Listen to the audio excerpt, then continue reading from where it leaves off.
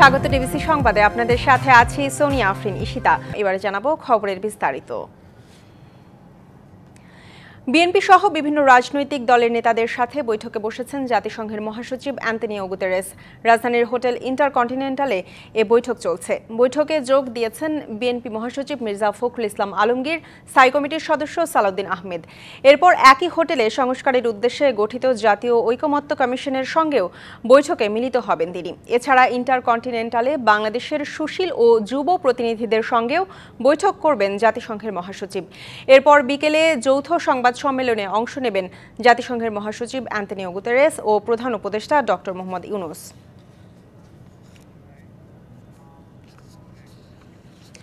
Hotel intercontinental থেকে সরাসরি যুক্ত হচ্ছেন সহকর্মী ইশরাত জাহান উর্মি। বিস্তারিত জানবো তার কাছ থেকে।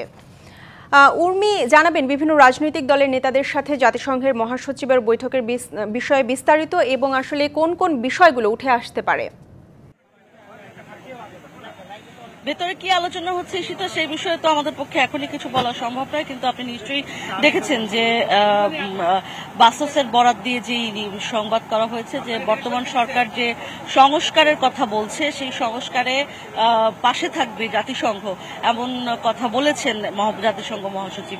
এই মুহূর্তে ভেতরে বিএনপি মহাসচিব মির্জা ফখরুল ইসলাম আলমগীর রয়েছেন, দল হিসেবে জামাত এসেছে, নতুন যে দলটি হয়েছে এনসিপি, তার প্রধান নাহিদ হোসেন এসেছেন, এছাড়া রাহিদ ইসলাম এসেছেন, এছাড়া আছেন রুহিন হোসেন প্রিন্স বাংলাদেশ কমিউনিস্ট পার্টির, এবং অন্যান্য বেশ কয়েকটি রাজনৈতিক দল কিন্তু ভেতরে রয়েছেন যারা অ্যান্তনিও গুতেরেসের সাথে বৈঠক করছেন। এছাড়াও সুশীল সমাজের প্রতিনিধিরাও রয়েছেন।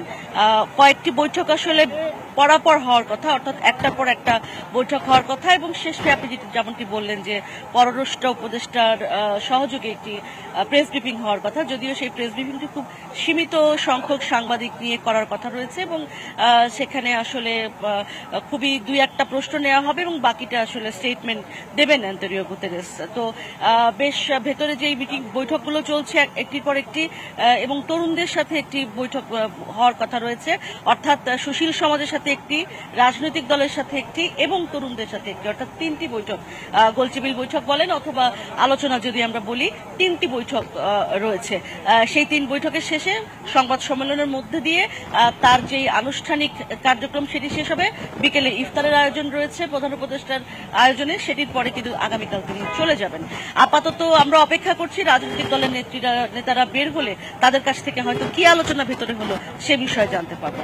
আপাতত এই ছিল আমার কাছে হোটেল ইন্টারকন্টিনেন্টাল থেকে জাতিসংঘ মহাসচিবের সর্বশেষ তথ্য। আপনাকে ধন্যবাদ। বাংলাদেশের গণতন্ত্র ও মানবাধিকার রক্ষার মতো সংস্কার প্রচেষ্টা নিয়ে জাতিসংঘ সন্তুষ্ট, জানালেন বাংলাদেশে সফরে থাকা বিশ্ব সংস্থাটির মহাসচিব অ্যান্তনিও গুতেরেস। ঢাকায় জাতিসংঘের কার্যালয় পরিদর্শন করে কর্মীদের উদ্দেশ্যে তিনি একথা বলেন। গুতেরেস বলেন, বাংলাদেশ যে সংকটময় পরিস্থিতির মধ্য দিয়ে যাচ্ছে তাতে পাশে থাকবে জাতিসংঘ। 4 দিনের বাংলাদেশ সফরের তৃতীয় দিন জাতিসংঘ মহাসচিব শনিবারের সকাল শুরু হয় গুলশানে সংস্থাটির কার্যালয় পরিদর্শনের মধ্য দিয়ে।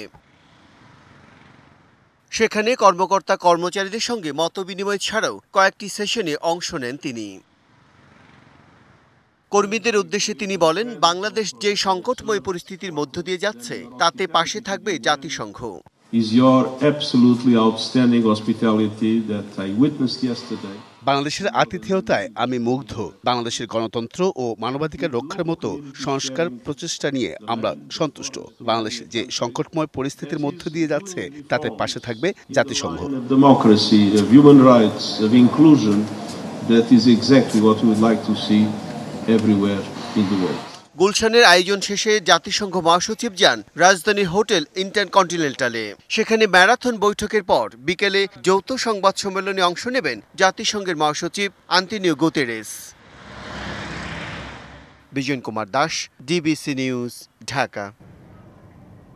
রোহিঙ্গাদের জাতীয় পরিচয়পত্র পাওয়া ঠেকাতে জাতিসংঘ শরণার্থী বিষয়ক হাই কমিশনের ডাটাবেস ব্যবহার করতে চায় নির্বাচন কমিশন। ইউএনএইচসিআর ছাড়া বাংলাদেশে রোহিঙ্গাদের আর কোনো পূর্ণাঙ্গ ডাটাবেস নেই। এতে রোহিঙ্গাদের আঙুলের ছাপ দিয়েই তাদের শনাক্ত করা যাবে। আগামী সোমবার ইউএনএইচসিআর এর প্রতিনিধি দলের সাথে বৈঠকে বসতে পারে জাতীয় পরিচয় নিবন্ধন অনুবিভাগ। অর্থের বিনিময়ে রোহিঙ্গাদের জাতীয় পরিচয়পত্র দেওয়ার অভিযোগ অনেক দিনের। এমনকি নির্বাচনী বৈতরণী পার হতেও স্থানীয় অনেক জনপ্রতিনিধির বিরুদ্ধে রোহিঙ্গাদের ভোটার করার অভিযোগ রয়েছে। এখনো প্রায়ই রোহিঙ্গাদের জাতীয় পরিচয়পত্র দেওয়ার খবর আসে গণমাধ্যমে। বর্তমানে বাংলাদেশে আশ্রিত রোহিঙ্গা 12 লাখের বেশি। এই পরিস্থিতিতে রোহিঙ্গাদের ভোটার বানানোর কার্যক্রম ঠেকানোই নির্বাচন কমিশনের বড় চ্যালেঞ্জ। বিষয়টির স্থায়ী সমাধানে জাতিসংঘের শরণার্থী বিষয়ক হাইকমিশন UNHCR এর শরণাপন্ন হয়েছে নির্বাচন কমিশন। স্বরাষ্ট্র মন্ত্রণালয় এবং আমরা উভয়ই পররাষ্ট্র মন্ত্রণালয়ে অনুরোধ করি যে আপনারা UNHCR-কে একটু অনুরোধ করেন যাতে এই ডাটাবেসটা আমাদেরকে তারা ব্যবহার করার সুযোগ দেয়, যাতে করে রোহিঙ্গারা যেন আমাদের এখানে ঢুকে পড়তে না পারে, আমরা সেই প্রোটেকশনটা নিতে পারি, সেই ব্যবস্থা করতে পারি। রোহিঙ্গারা এদেশে পালিয়ে আসার সময় আঙ্গুলের ছাপসহ একটি ডাটাবেস তৈরি করেছিল UNHCR। এটাকেই কাজে লাগাতে চায় নির্বাচন কমিশন। রোহিঙ্গাদের যে একটা ডাটাবেস করা হয়েছে UNHCR এর পক্ষ থেকে, এই ডাটাবেসটা এই মুহূর্তে আমাদের কাছে নেই। না থাকার কারণে আমরা কোনো রোহিঙ্গা বায়োমেট্রিক দিয়ে ঢুকে পড়ছে কিনা এটা ওই সফটওয়্যার দিয়ে আমরা চেক করতে পারছি না। আগামী সোমবার UNHCR এর প্রতিনিধি দলের সাথে বৈঠকে বসতে পারে নির্বাচন কমিশনের জাতীয় পরিচয় নিবন্ধন অনুবিভাগ। আমরা তো প্রতিনিয়তই যেহেতু ল্যাঙ্গুয়েজ দিয়ে আমরা বুঝতে পারি না, কারণ কক্সবাজারে অনেক লোকের ল্যাঙ্গুয়েজ আর রোহিঙ্গাদের ল্যাঙ্গুয়েজ তো অলমোস্ট। নূপুর মাহমুদ, DBC নিউজ, ঢাকা। নতুন বাংলাদেশ গড়ার লক্ষ্যে ছাত্ররা যে দল গঠন করেছে সেই দলের নেতাদের বক্তব্যে ১/১১ ষড়যন্ত্রের আভাস পাওয়া যাচ্ছে বলে মন্তব্য করেছেন বিএনপি চেয়ারপারসনের উপদেষ্টা জয়নুল আবদিন ফারুক। সকালে জাতীয় প্রেস ক্লাবে স্থিতিশীল রাষ্ট্র বিনির্মাণে জাতীয় নির্বাচন শীর্ষক আলোচনা সভায় তিনি আরও বলেন, ভোটের জন্য যতটুকু সংস্কার প্রয়োজন তা শেষ করেই নির্বাচনই অন্তর্বর্তী সরকারের প্রধান লক্ষ্য হওয়া উচিত। নির্বাচন দিতে দেরি হলে এই সরকার সমর্থন হারাবে বলেও মন্তব্য করেন তিনি। যখন জাতি যখন ঐক্যবদ্ধভাবে এই নোবেল বিজয়ীকে সরকারে বসিয়ে দিয়ে একটি নির্বাচনে প্রতীক্ষা করছিলেন, তখনই মঈন ফখরুদ্দিনের মতো আরেকটা ষড়যন্ত্র মনে হয় শুরু হওয়ার পথে। মাগুরার শ্রীপুরে শিশু আসিয়ার কবর জিয়ারত করেছেন জামাতের আমির ডাক্তার শফিকুর রহমান। সকাল 10:30টায় শ্রীপুরের সোনাকুণ্ডি কবরস্থান জিয়ারত করেন তিনি। পরে আসিয়ার পরিবারের সাথে দেখা করেন, সমবেদনা জানান তিনি। এ সময় তিনি শিশু আসিয়ার পরিবারের পাশে থাকার ঘোষণা দেন। এ সময় জামাতের আমির বলেন, 90 দিনের মধ্যে ধর্ষণের বিচার কার্যকর করতে হবে এবং ধর্ষকের সর্বোচ্চ শাস্তি মৃত্যুদণ্ড নিশ্চিত করতে হবে। তা না হলে এ ধরনের ঘটনা ঘটতেই থাকবে। এরপর সোনাকুণ্ডি স্কুল মাঠে বক্তৃতা করেন তিনি।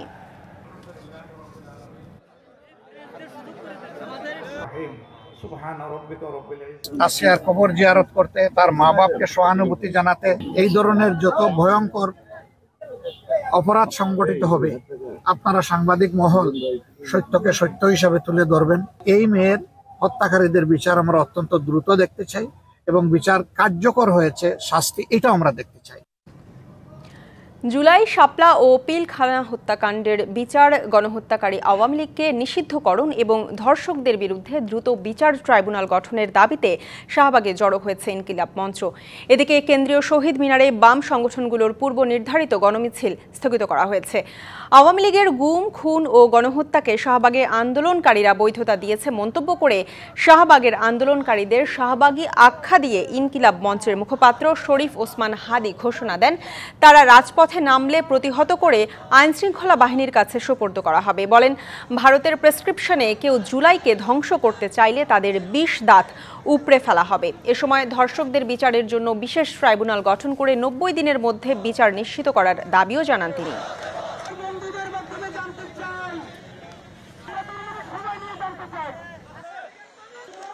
যদি কেউ কোনো আক্রমণ করে ধরে ধরে আইনে সোপর্দ করা হবে।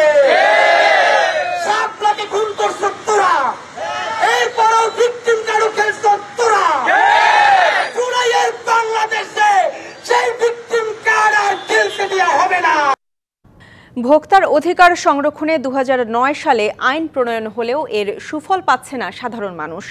আইনি সীমাবদ্ধতার কারণে সুরাহা হচ্ছে না অনেক অপরাধেরও।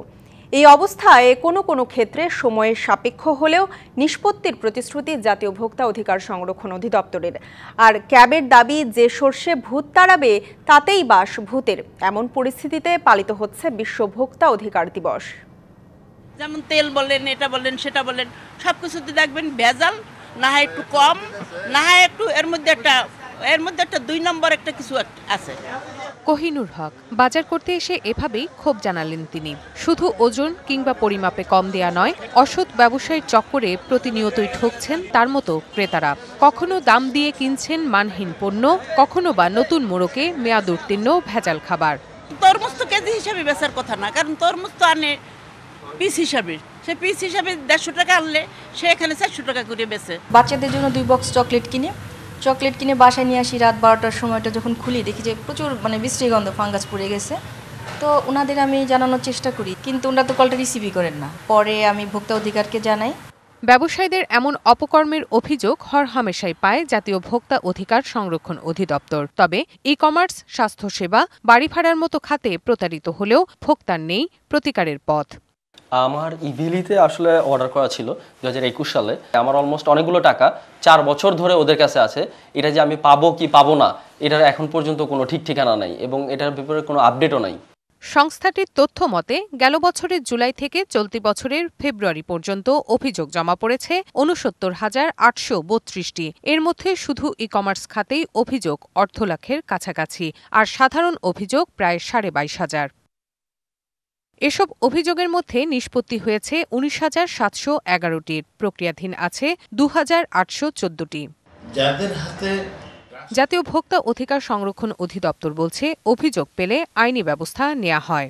যদিও আমাদের দায়িত্ব হলো প্রশাসনিক, কিন্তু প্রক্রিয়াটা হলো অনেকটা বিচারিক। এটা আধা বিচারিক বলবো, কোয়াসি জুডিশিয়াল। সেখানে একজন ব্যক্তি অভিযোগ দিলেই সাথেই আপনার নিষ্পত্তি করা সম্ভব না। আমাদের এখতিয়ারের মধ্যে জরিমানার বাইরে যাওয়ার উপায় নেই। ভোক্তা অধিকার সংরক্ষণে আইনের বাস্তবায়ন একেবারে নেই বলেই মনে করে ক্যাব। ভোক্তা অধিদপ্তরের যে আজকে যে বাণিজ্য উপদেষ্টা, উনি একটা শিল্পগোষ্ঠী এবং যারা বাজারে সিন্ডিকেট করে এদের মধ্যে উনিও একজন। এই সরকারও এই যে ব্যবস্থা নেওয়ার কথা ছিল সেই ধরনের ব্যবস্থা নেয়নি। আইনের বাস্তবায়ন এই সরকারও করতেছে না। ক্ষেত্র বিশেষে এসব প্রতারণায় সরকার সহায়তা করছে বলেও দাবি করেন তিনি। Rifat Tasnova, DBC news, Dhaka. 2.5 ঘন্টার মধ্যে শেষ পশ্চিমাঞ্চলের 25শে মার্চের ট্রেনের 14,500 অগ্রিম টিকিট। অনলাইনে একাধিকবার চেষ্টার পরও দ্রুত শেষ হয়ে যাওয়ায় হতাশ অনেকেই। সবচেয়ে বেশি অসহায় হাতে স্মার্টফোন না থাকা মানুষগুলো। টিকিট কালোবাজারি রোধে কঠোর অবস্থানের কথা বললেও অভিযোগ রয়েছে খোদ রেল কর্তৃপক্ষের বিরুদ্ধেই।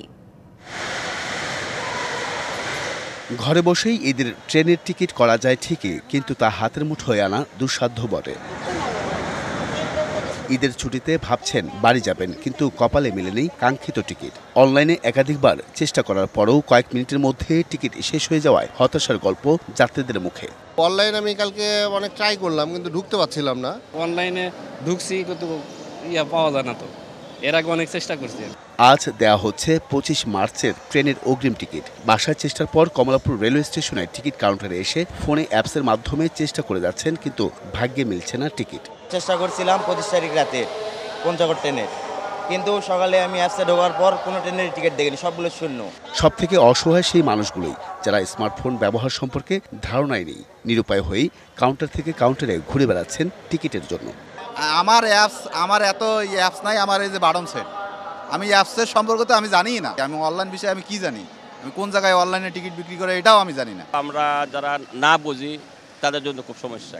প্রতি বছর টিকিটের জন্য এমন হাহাকার এবং ভোগান্তি কিছুতেই মেনে নিতে পারছেন না যাত্রীরা। কিছু কালোবাজারির সঙ্গে জড়িত রেল কর্তৃপক্ষরাই এমন অভিযোগও করেছেন অনেকে। হাওড় এবং মোহনগঞ্জ এক্সপ্রেস ওই দুইটার টিকিট মূলত ওইটা গার্ডেরা কাইটে ফেলা। আবার এই টিকিটের জন্য আমি ফোন করি, তখন গার্ডদের কাছে পাওয়া যাবে। দেখে একটা সিন্ডিকেট করে এরা দেখা গেছে যে অনেক আগে এরা বুকিং দেয় করে রেখে দেয়। নির্বিঘ্নে যাত্রীরা বাড়ি ফিরতে পারবেন বলে জানায় রেলওয়ে কর্তৃপক্ষ। একজন যদি 4টা টিকিট ক্রয় করে, নিজে একটা টিকিট ভ্রমণ করে বাকি 3টা টিকিট বিক্রি করার চেষ্টা করে, সেই কালোবাজারিটা যদি ধরা হয় সেক্ষেত্রে আমরা সর্বোচ্চ চেকিংয়ের ব্যবস্থা রাখছি। এদিকে কোনো প্রকার ভোগান্তি ছাড়াই অগ্রিম টিকিট ক্রয় করে ঘরে ফিরছেন সড়ক পথের যাত্রীরা। Ariful Islam, DBC news, Dhaka. সারা দেশে অনুষ্ঠিত হচ্ছে ভিটামিন এ প্লাস ক্যাম্পেইন। আজ 6 মাস থেকে 5 বছর বয়সী 2.25 কোটি শিশুকে ভিটামিন এ প্লাস ক্যাপসুল খাওয়ানো হচ্ছে। তবে অসুস্থ শিশুদের এই ক্যাপসুল খাওয়ানো যাবে না। রবিবার বরিশালে 3,69,590 শিশুর লক্ষ্যমাত্রা নিয়ে জেলার 10 উপজেলায় ভিটামিন এ ক্যাপসুল খাওয়ানো হচ্ছে। 1,47,930 শিশুকে ভিটামিন এ ক্যাপসুল খাওয়ানোর লক্ষ্যে চুয়াডাঙ্গায় ভিটামিন এ প্লাস ক্যাম্পেইনের উদ্বোধন করা হয়েছে। খুলনায় নগরীর 31টি ওয়ার্ডকে 4টি জোনে বিভক্ত করে মোট 630টি কেন্দ্রে শিশুদের ভিটামিন এ প্লাস ক্যাপসুল খাওয়ানো হচ্ছে। সিলেট মহানগরে এবছর 368টি কেন্দ্রে মোট 78,241 শিশুকে ভিটামিন এ প্লাস ক্যাপসুল খাওয়ানো হবে। এছাড়া বরিশাল, গাইবান্ধা, ঝিনাইদহ, রাঙামাটি সহ সারা দেশে খাওয়ানো হচ্ছে ভিটামিন এ প্লাস ক্যাপসুল। ক্যাম্পেইনে 6 মাস থেকে 11 মাস বয়সী শিশুদের একটি করে নীল রঙের ভিটামিন এ ক্যাপসুল খাওয়ানো হচ্ছে, আর 12 মাস থেকে 59 মাস বয়সী শিশুদের একটি করে লাল রঙের ক্যাপসুল খাওয়ানো হচ্ছে। ঈদে নতুন পোশাক কিনতে ভিড় জমেছে বিভিন্ন ব্র্যান্ডের দোকানে। ফ্যাশন হাউসগুলো প্রস্তুত এক্সক্লুসিভ সব পোশাকের পসরা নিয়ে। নকশা, রং আর কারুকাজের বাহারে আকর্ষণীয় সব পোশাকে শপিং মলগুলোতে রয়েছে চোখ ধাঁধানো আয়োজন। আসন্ন ঈদে কদর বাড়ছে ব্রাইডাল ও এক্সক্লুসিভ ব্র্যান্ডেড পোশাকের।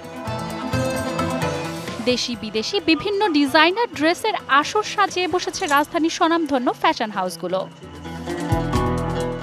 ক্রেতাদের চাহিদার কথা মাথায় রেখে শাড়ি, 3 পিস, গাউন, লেহেঙ্গা রয়েছে তালিকায়। এবং ডিজাইনার পিস অনেক শাড়ি আসছে, ট্রেডিশনাল শাড়ি, কাঞ্চিপুরম, পিতাম্বরী, গাদোয়াল, 5,000, 4,000 থেকে শুরু করে আপনার 60, 70, 80, 1 লাখ, 2 লাখ। কোনো কাস্টমার আমাদের কাছ থেকে একবার যে প্রোডাক্টটা নিবে, যেটা ইউজ করবে, সেটা সেকেন্ড টাইম অন্য কেউ ইউজ করবে না। এটা আমাদের প্রধান বিশেষত্ব। দেশীয় পণ্যের পাশাপাশি এসব নামি দামি ব্র্যান্ডেড কাপড়ে আস্থা ক্রেতাদের। একটা নিয়েছি, এটা কালারফুল লাইট কালারের। সো ঈদের এক্সক্লুসিভ কালেকশনগুলো, দ্য নিউয়েস্ট ওয়ানস, আমার খুব ভালো লেগেছে। নিজের পছন্দসই পোশাক বাছাইয়ে ব্যস্ত ক্রেতারা। সাধারণ শপিং মলগুলোর বাইরেও আভিজাত্যের প্রতীক হয়ে দাঁড়িয়ে আছে কিছু ফ্যাশন হাউস। মধ্যবিত্তের সক্ষমতার বাইরে এই ব্র্যান্ডগুলোর মূল ক্রেতা বিত্তবানরা। সারা বছর ভিড় তেমন না থাকলেও ঈদকে কেন্দ্র করে ফ্যাশন হাউসগুলো সাজে নতুন সাজে, মেতে ওঠে ক্রেতা সমাগমে। Manjuma Afroz, Nilima, DBC news, Dhaka. পুরান ঢাকার ঐতিহ্যবাহী চক বাজারে জমজমাট ইফতার বাজার। রাজধানী ঢাকা, চট্টগ্রাম, খুলনা সহ নানা প্রান্ত থেকে এ বাজারে আসছেন ক্রেতারা। শাহী জিলাপি, আস্ত মুরগির কাবাব, টিকা কাবাব, দই বড়া, সুতি কাবাব সহ কয়েক শতাধিক ইফতার আইটেম বিক্রি করছেন বিক্রেতারা। আর এসব মুখরোচক খাবারের স্বাদ নিতে পেরে খুশি ছোট বড় সবাই। মোতাল্লেব হোসেন 50 বছর ধরে শাহী জিলাপি সহ নানান ধরনের জিলাপি তৈরি করেন। পুরান ঢাকায় বাপদাদা ও তাদের পূর্বপুরুষের ঐতিহ্য ধরে রাখতেই তিনি এ কাজ করেন। প্রতি বছর রমজান মাসে ইফতারিতে মোতাল্লেব হোসেনের জনপ্রিয় এ জিলাপি কিনতে অনেকেই আসেন দূর দূরান্ত থেকে। প্রতি রমজানে 50 বছর ধরে গেছি, ভালো লাগে। চকবাজারের ইফতারি কিনতে এসেছেন শিশু কিশোর সব বয়সীরা। পুরান ঢাকার ঐতিহ্যবাহী ইফতারি জনপ্রিয় রাজধানীর বাইরে বিভিন্ন এলাকার মানুষের কাছেও। আমি জিলাপি কিনতে এসেছি, আমি এখন এখানে অনেক কিছু ভালো লাগছে, কিনবো অনেক কিছুই। বাচ্চাকে নিয়ে এসেছি, ভালো লাগতেছে, আমরা দেখতেছি অনেক কিছু উঠছে। আমি জিঞ্জিরা থেকে আসছি এই চকবাজারের নাম করা ইফতার নিতে। আমরা খুলনা থেকে এসেছি, চকবাজারের ইফতার ঐতিহ্যবাহী ইফতারের কথা শুনছি দীর্ঘদিন থেকে, কিন্তু কখনো আসা হয় নাই। তো এবার রোজাতে আসলাম যে চকবাজারের ঐতিহ্যবাহী পুরান ঢাকার ঐতিহ্যবাহী ইফতার কিনে আমরা আজকে ইফতার করবো। আমি বেসিক্যালি চিটাগাংয়ের মানুষ, তো আজকে আমার ছেলেকে নিয়ে একটু শখে একটু পুরান ঢাকার ইফতারি তো খুব নাম করা, একটু ইফতারি কিনতে আসলাম আর কি। হালিম নিয়েছি, শাহী জিলাপি নিয়েছি। 400 বছরের পুরানো এই ইফতার বাজারের ঐতিহ্য ধরে রাখছেন তাদের উত্তরসূরিরা। বেচা বিক্রি বেশ ভালো বলছেন তারা। পুরান ঢাকার ঐতিহ্য, আমরাই সেরা, আমরাই পুরানা। 50 বছর ব্যবসা করতেছে, আলহামদুলিল্লাহ শুক্রবার হিসেবে আজকে বেচা কিনা অনেক ভালো। আমরা 150 বছর ধরে, আমার দাদার থেকে বাবার থেকে আমরা 3 পুরুষের ব্যবসায়ীটা। মালাই রেশমি মাত্র হলো 150, 1200 টাকা কেজি সুতি কাবাব গরু, 1600 টাকা সুতি কাবাব খাসি। এটাই বড় বাপের পোলায় খায়, ঠোঙ্গায় বেরো বেরো নিয়ে যায়। আমি 30 বছর যাবত এই একই জায়গায় খাড়ায় আমি লেগ পিস বিক্রি করছি। আগে তো ছোট বাজার ছিল, যত দিন যাচ্ছে অত বড় হচ্ছে বাজার। স্বাস্থ্যসম্মত খাবার বিক্রিতে ভোক্তা অধিকার সংরক্ষণ অধিদপ্তরের নজরদারি বাড়ানোর তাগিদ ক্রেতাদের। Mohaiminul Khan Apu, DBC news, Dhaka. রোহিঙ্গা সহায়তা বন্ধ করতে প্রস্তাব দিয়েছিলেন এক প্রভাবশালী মার্কিন কর্মকর্তা, এ তথ্য জানিয়েছে বার্তা সংস্থা রয়টার্স। বিষয়টি 16 ফেব্রুয়ারি থেকে আসা একটি ইমেলের মাধ্যমে জানা যায়। ইউএসএআইডি এর একজন শীর্ষ কর্মকর্তা পিটার মরোকো এই ইমেইলে ইউএসএআইডির মানবিক সহায়তা কার্যক্রম বিষয়ক কর্মকর্তা টিম মেইসবার্গারকে একটি খসড়া মেমো তৈরি করার নির্দেশ দেন, যাতে রোহিঙ্গা শরণার্থীদের এবং লেবাননের জন্য মার্কিন সাহায্যের ওপর তাদের নির্ভরতা কমানোর উপায় নিয়ে আলোচনা করা হয়। এ বিষয়ে মার্কিন পররাষ্ট্র মন্ত্রণালয়ের সাবেক কর্মকর্তা মার্কো রুবিওর নজর আকর্ষণ করতে চান তিনি। মার্কিন পররাষ্ট্র মন্ত্রণালয় এ প্রসঙ্গে কোনো মন্তব্য করতে রাজি হয়নি। ইমেলটির প্রেরক ও প্রাপক মরক্কো ও মেইসবার্গারের কাছে মন্তব্য চাইলেও তাৎক্ষণিকভাবে তাদের দিক থেকে সাড়া পায়নি রয়টার্স।